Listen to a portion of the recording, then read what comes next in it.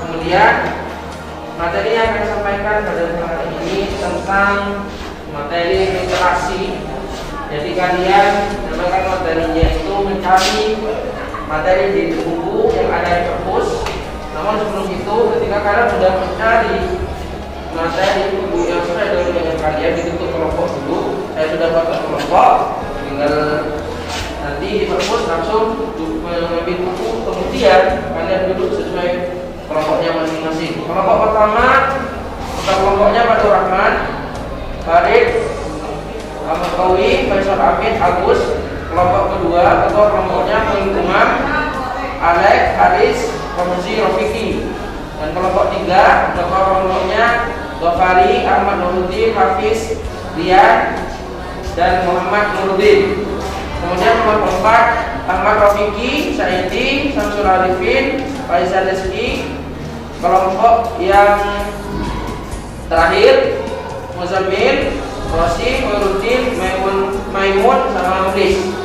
Kemudian ini kelompoknya masing-masing, nanti langsung ke perpus semuanya dari sekarang. Ayo, silakan dibawa bukunya semua. Menjadi benteng untuknya moral, kau ajarkan arti kehidupan melalui tuntunan keislaman dalam bingkai cipta.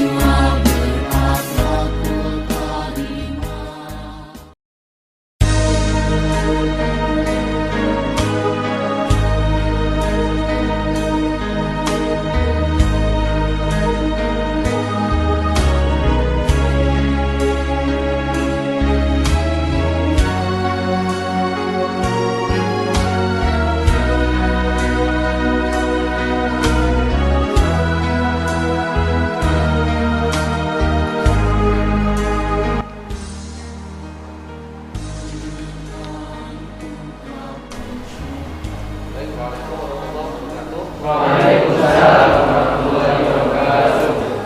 Kalian sudah belajar tersebut dan belajar tentang literasi, membaca, adaptasi, membaca.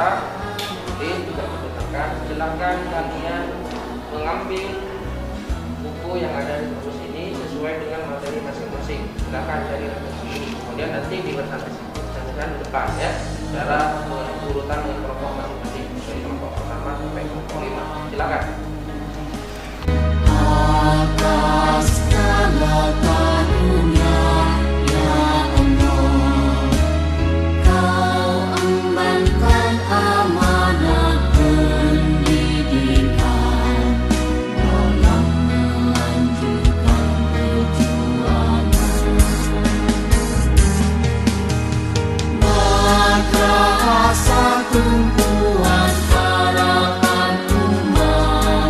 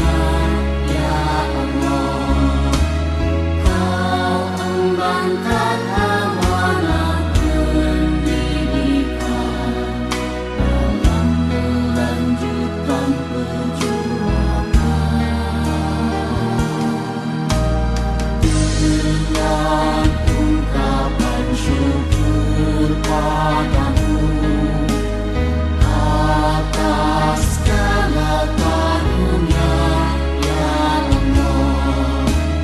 Kau embankan amanah pendidikan.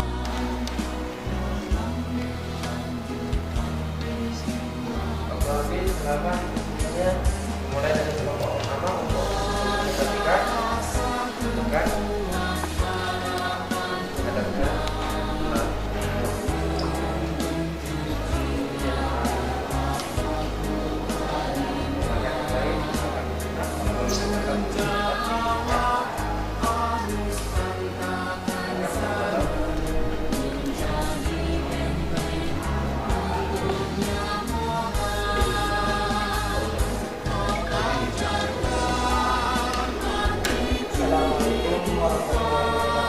Waalaikumsalam warahmatullahi wabarakatuh.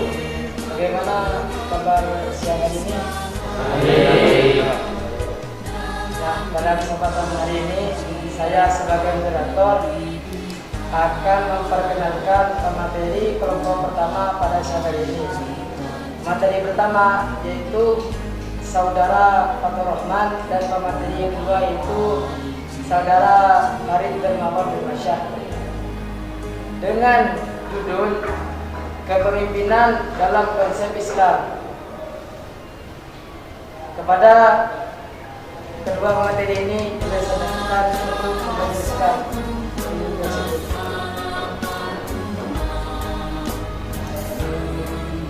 Assalamualaikum warahmatullahi wabarakatuh. Baik, pada siang hari ini saya akan menjelaskan tentang kepemimpinan dalam konsep Islam. Mengapa saya mengangkat tema ini? Karena kebanyakan pemimpin yang ada pada zaman ini itu amburadul, tidak menetapi konsep-konsep yang dinilai dalam keislaman. Apa saja konsep yang harus diterapkan dalam konsep Islam? Yang pertama yaitu gaya apa saja? Gaya yang harus dimiliki oleh pemimpin. Yang pertama yaitu pemimpin harus memiliki cara memimpin yang demokratis atau bisa memimpin kepada semua anggotanya untuk bisa teamwork. Atau apa yang disebut dengan teamwork yaitu kerja sama tim. Tidak ada yang namanya individual work. Tidak ada yang namanya kerja sendiri-sendiri. Harus memiliki konsep-konsep atau pemimpin itu bisa memimpin kepada bawahannya untuk bisa bekerja sama dalam tim. Karena apa? Untuk mencapai konsep ini, untuk mencapai suatu tujuan yang ada pada sebuah organisasi tersebut, pemimpin harus bisa mengkoordinir seluruh anggotanya untuk bisa teamwork atau bisa kerja bersama, tidak individual work, tidak kerja sendiri-sendiri. Hal ini akan timbul yang namanya kepemilikan terhadap organisasi. Karena apa? Karena kalau kita sebagai pemimpin bisa mengkoordinir, mereka sebagai anggota memiliki anggapan atau memiliki sebuah pemikiran. Kalau anggota pemimpin itu memiliki karisma. Contohnya saja yaitu Sultan Mahmud pada masa yang pada saat itu menjatuhkan Konstantinopel. Apa pelajaran yang dapat kita ambil dari pemimpin tersebut yaitu Sultan Mahmud? Yaitu karismanya, yang dia miliki untuk memimpin beribu-ribu pasukan Muslim yang dapat menjatuhkan Konstantinopel. Hal ini membuktikan karisma harus dimiliki oleh seorang pemimpin. Seorang anggota harus dapat memilah atau bisa memiliki konsep atau pemikiran dewasa dari seorang pemimpin. Karena apa? Kebanyakan dari mereka memilih seorang pemimpin karena apa? Karena mereka memiliki hubungan keluarga. Mereka tidak menghadap apa yang karisma pemimpin itu miliki. Jadi dalam konsep ini, kepemimpinan dalam konsep Islamic itu harus kita bisa terapkan. Mengapa harus kita terapkan? Islam mengajarkan kita untuk memiliki pemimpin yang berkarisma. Sudah ada disebutkan dalam Al-Quran, sebaik-baiknya pemimpin adalah pemimpin, yaitu adalah pemimpinnya, dan sebaik anggota adalah anggotanya. Apa pelajaran yang kita petik dalam konteks ini? Dalam konteks ini, Islam mengajarkan untuk memiliki pemimpin yang dapat mengkoordinir seluruh anggotanya, memiliki pemikiran yang dewasa, inovatif, dan bisa mengkoordinir seluruh anggotanya dan memiliki tujuan yang sekiranya satu tujuan dengan anggota-anggotanya. Kenapa?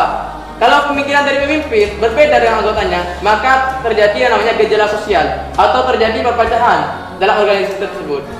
Nah, mengapa pemimpin harus memiliki gaya inovatif dalam menyampaikan atau memimpin para anggotanya? Karena dalam memimpin itu kita harus memiliki pemikiran yang dapat atau selebihnya itu bisa mengangkat atau bisa mengembangkan organisasi tersebut, bisa mengubah yang awalnya organisasi tersebut berada di bawah. Pemimpin itu bisa mengangkat atau bisa memperkenalkan kepada masyarakat luas, yaitu go public. Itu saja dari saya. Dan selebihnya yaitu persyaratan yang harus dimiliki atau syarat-syarat yang harus dimiliki oleh seorang pemimpin yang akan disampaikan langsung oleh teman sekelompok saya, yaitu Farid dan Muhammad Firmansyah. Selebihnya mohon maaf. Assalamualaikum warahmatullahi wabarakatuh.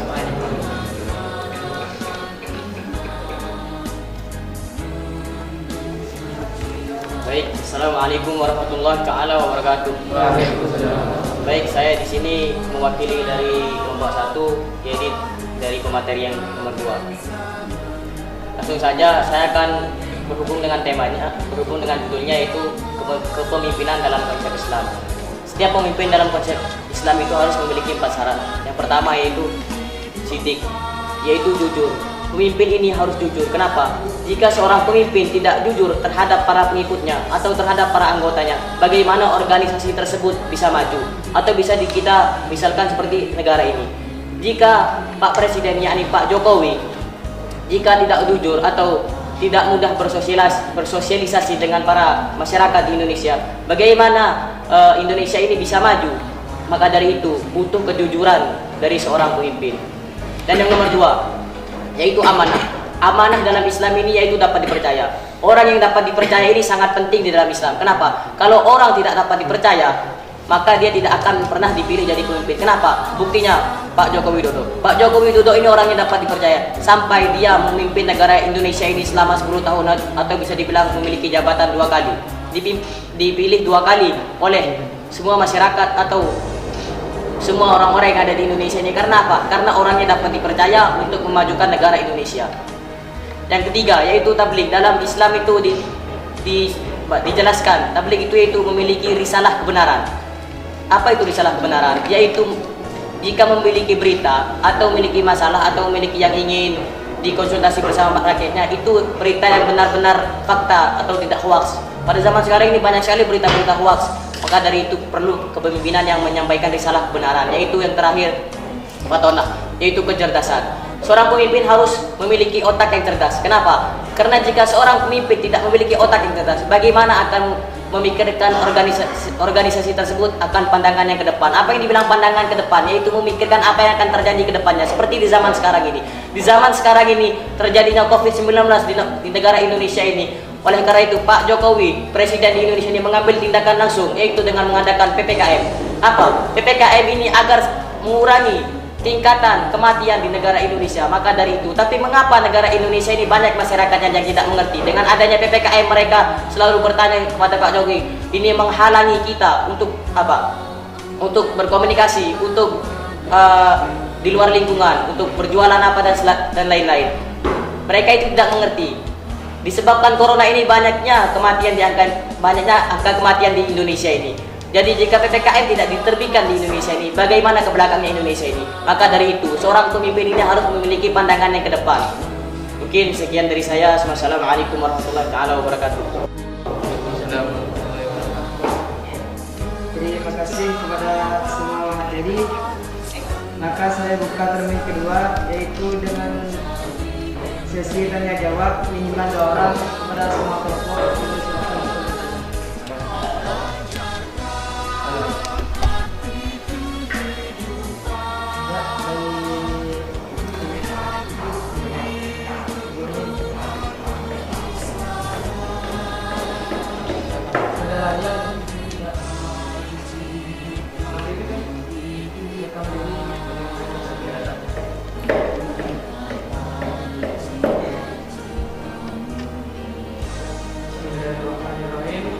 Assalamualaikum warahmatullahi wabarakatuh. Waalaikumsalam warahmatullahi wabarakatuh. Perkenalkan, nama saya Rian Hidayatullah. Saya berasal dari Sumedang dan saya utusan dari kelompok 3 ingin bertanya kepada kelompok 1. Apakah dalam pemimpin harus memiliki persyaratan yang harus dipenuhi? Mungkin itu ya. Ya, pertanyaan yang kedua.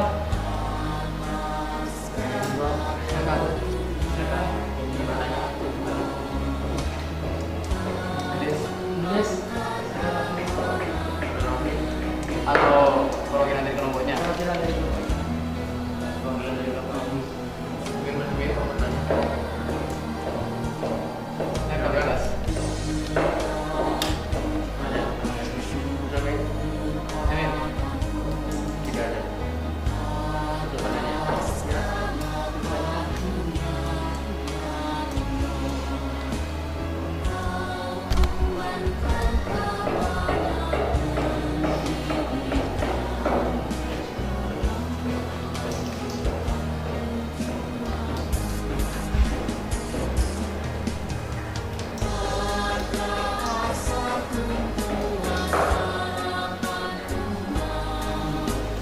Baik, saya akan baca yang ditanya oleh dia tadi. Ada berapa persyaratan menjadi pemimpin? Ya, kita silakan untuk materi untuk menjawab pertanyaan ini. Assalamualaikum warahmatullahi wabarakatuh. Saya akan menjawab dari segi penanya, yaitu dari Rizalullah, tentang ada berapakah persyaratan yang dipenuhi oleh seorang pemimpin. Kan tadi sudah disebutkan oleh saudara Farid Darman Firmansyah, kalau persyaratan harus dimiliki oleh seorang pemimpin itu ada 4, yaitu sisi, amanah, tabligh, matonah. Jadi kalau seorang pemimpin sudah memiliki keempat persyaratan tersebut, maka kedepannya organisasi yang dipimpin oleh pemimpin tersebut akan berada di tingkatan kamus, yaitu terkenal. Terkenal dari mananya? Yaitu di kalangan masyarakat atau di kalangan para siswa kalau organisasi tersebut ada di lingkungan madrasah. Jadi kalau kalian bertanya apa persyaratannya, itu sudah disebutkan oleh saudara Darman Firmansyah, kalau kepemimpinan itu harus memiliki 4 syarat. Gunanya apa? Kalau seorang pemimpin sudah memiliki 4 syarat tersebut, maka akan timbul yang namanya go public, atau yang namanya organisasi tersebut akan menjadi terkenal. Yang biasanya berada di bawah akan menjadi yang teratas. Itu saja dari kami. Assalamualaikum warahmatullahi wabarakatuh.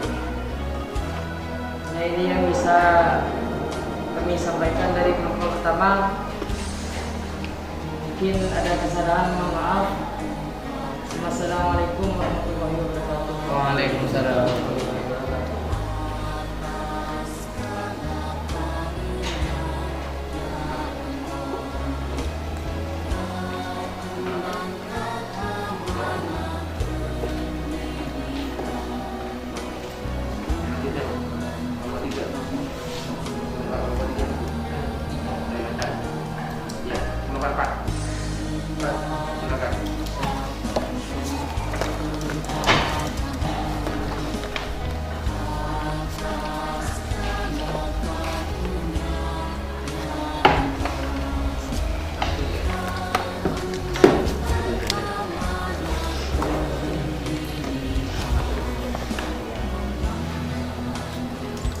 Assalamualaikum warahmatullahi wabarakatuh. Waalaikumsalam warahmatullahi wabarakatuh. Perkenalkan, nama saya dan saya ingin memperkenalkan teman saya yang ingin mempresentasikan.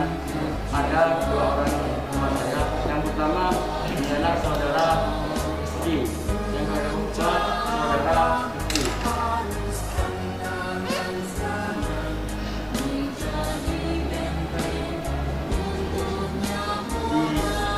Pada pembicara pertama sudah selesai.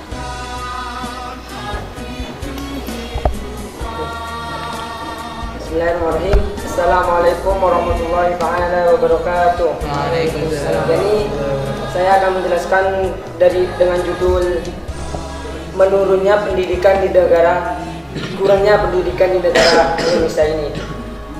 Disebabkan apa? Karena menurunnya pendidikan di negara ini, yakni angka kemiskinan di negara ini mungkin cukup banyak kalau tidak salah. Dan sebab itu kebanyakan dari anak-anak di negara ini yakni susah untuk masuk. Jadi presiden itu mengadakan sebuah program, yaitu bagaimana caranya anak-anak itu bisa sekolah. Dengan sebab itu kata-kata mendidik itu bagaimana ya? Sangat dianjurkan bagi semua anak-anak di kalangan Indonesia ini untuk bisa bertahap menuju dari bawah ke atas menuju dan seterusnya. Dengan sebab itu kata-kata mendidik itu memelihara dan memberi latihan. Seperti halnya kita, mulai dari kecil kita diberi latihan, dibimbing sama orang tua kita untuk berperilaku baik dan seterusnya. Dengan sebab itu anak-anak di negara ini pasti juga akan mempunyai keinginan untuk bisa menjadi sukses dan menjadi apa yang ingin dicita-citakan. Sekian dari saya. Wassalamualaikum warahmatullahi wabarakatuh. Secara yang kedua yang dibicarakan oleh Saudara Pemimpin dipersilakan. Assalamualaikum warahmatullahi wabarakatuh. Waalaikumsalam warahmatullahi wabarakatuh. Ya, saya akan melanjutkan penjelasan mengenai tema kami. Tema kami adalah berkurangnya atau merosotnya pendidikan di Indonesia.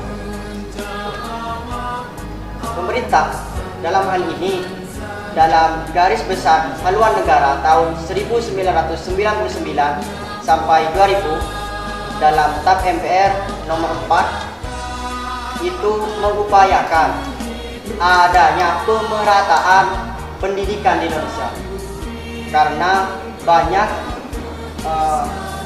anak-anak Indonesia atau generasi Indonesia itu masih belum sekolah, terutama di daerah-daerah terpencil seperti desa. Ini sangat kontras sekali dengan pendidikan di wilayah-wilayah kota yang sangat maju. Jadi pemerintah mengupayakan agar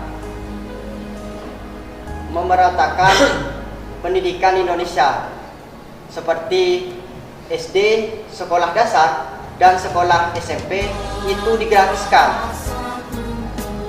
Jadi agar masyarakat desa bisa bersekolah dan melanjutkan pendidikannya agar lebih pintar, seperti itu. Dan itu dari saya. Wassalamualaikum warahmatullahi wabarakatuh. Waalaikumsalam. Mungkin pada yang kedua kami membuka pemberdayaan minimal 2 orang. Silakan yang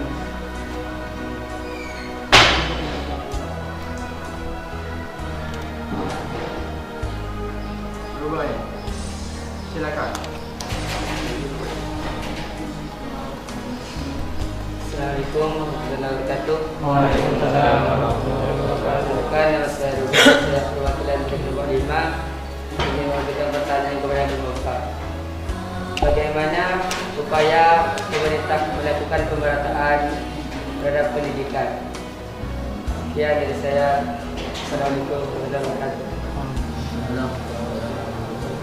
Pada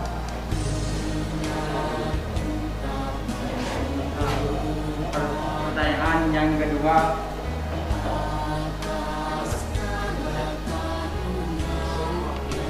hadis.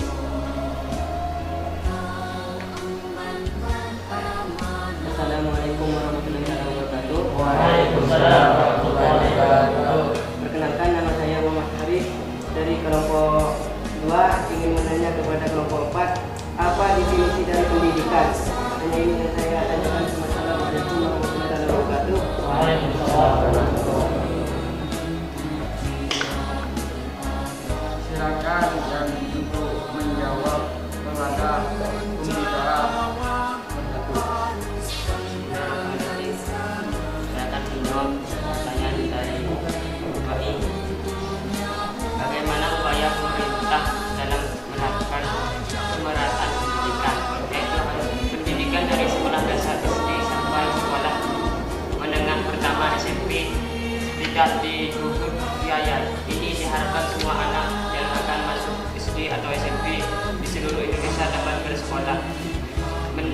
meningkatkan sarana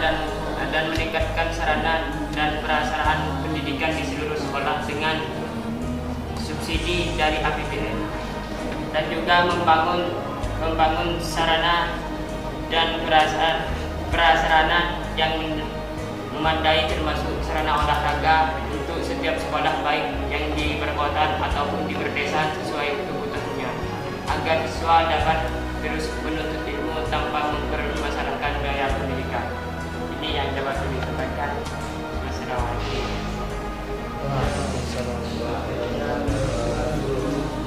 Pertanyaan yang kedua dijawab oleh saudara Ya, saya akan menjawab pertanyaan dari saudara Haris. Apa itu pendidikan? Pendidikan itu berasal dari kata didik, yang diberi Tuhan dan kan menjadi pendidikan, yang artinya adalah proses mengajar dan belajar di dalam instansi resmi seperti sekolah dan pesantren dan lain-lainnya. Ya, seperti itu. kami sampaikan Waalaikumsalam warahmatullahi wabarakatuh. Nomor 3.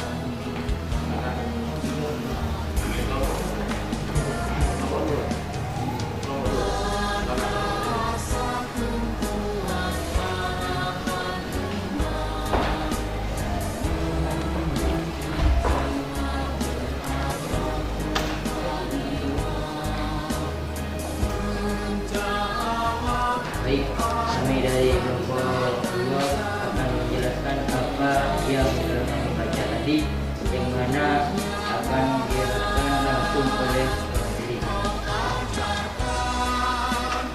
Assalamualaikum warahmatullahi wabarakatuh. Waalaikumsalam. Baik, pada siang hari ini saya utusan dari kelompok 2 ingin menjelaskan tentang akuntansi perusahaan dagang. Yang mana yang telah kami baca tadi bahwasanya akuntansi itu merupakan memiliki banyak definisi.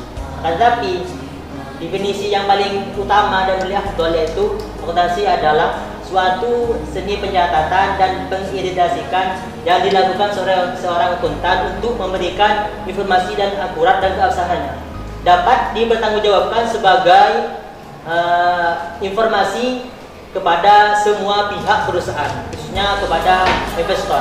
Nah, akuntansi perusahaan dagang itu merupakan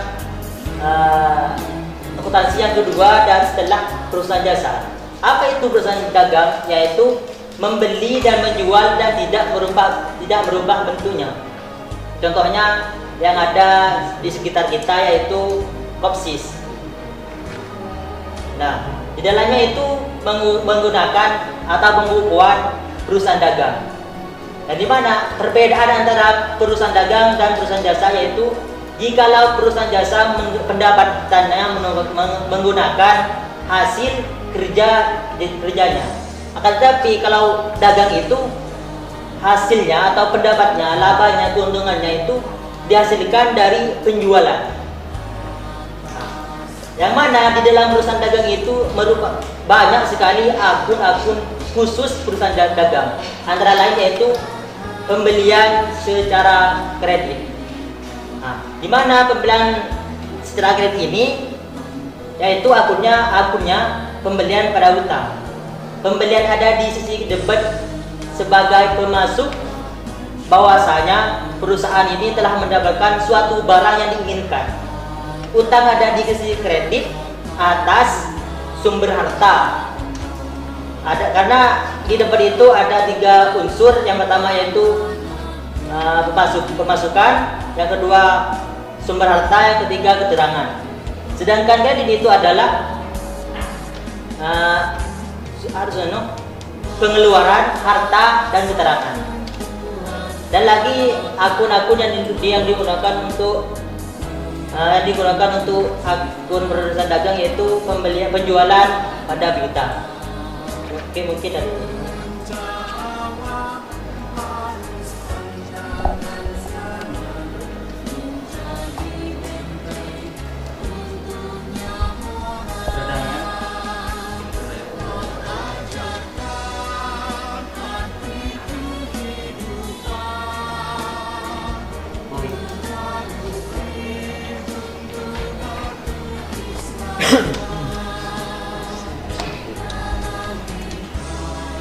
Apa perbedaan dari perusahaan jasa dan perusahaan dagang?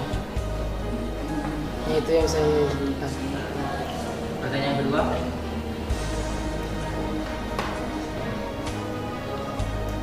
Terletak dari mana? Nah, maksudnya apa bedanya akun di perusahaan jasa dan akun di perusahaan dagang? Ya. Bismillahirrahmanirrahim. Kami akan menjawab pertanyaan-pertanyaan kalian, yaitu yang pertama, apa perbedaan perusahaan jasa dengan perusahaan dagang? Yang kedua yaitu apa bedanya akun di perusahaan jasa? Apa bedanya akun di perusahaan jasa dan di perusahaan dagang? Nah, soal pertama, apa itu perbedaan jasa dan dagang? Jasa itu adalah melayani, intinya melayani. Contohnya antara lain bengkel, bank, dan sejenisnya. Adapun perusahaan dagang yaitu menjual dan membeli dan tidak merubah bentuk. Contohnya yang ada di sekitar kita yaitu kopsis, koperasi, dan sejenisnya. Dan pertanyaan kedua yaitu letak antara lain akun. Akun itu sama-sama, akan tetapi ada akun khusus pada perusahaan dagang. Antara lain yang saya sebutkan tadi yaitu pembelian secara kredit, penjualan secara piutang, dan retur potongan penjualan.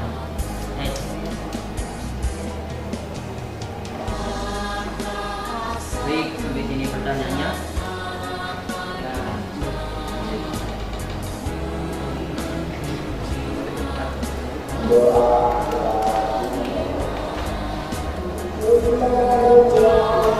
Oke, mengevaluasi dari jalannya presentasi, dari hasil apa yang kalian baca dari yang ada di kampus ini, dengan waktu yang sangat singkat di 15 menit kalian sudah bisa menyimpulkan dan mempresentasikan apa yang kalian sudah baca. Kemudian untuk selebihnya yang tidak presentasi, pertemuan yang minggu depan. Maka dari itu, terima kasih kepada kalian. Sebelum saya akhiri, kita berdoa terlebih dahulu. Bismillahirrahmanirrahim. Ya Rabbi wafiqni bitaqwaka ya Allah. Ya Rabbi irhamni bi husnil khotimati. Subhanallahumma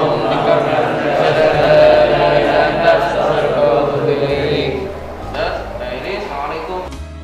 Kau embangkan amanah pendidikan dalam melanjutkan perjuangan dengan ungkapan syukur.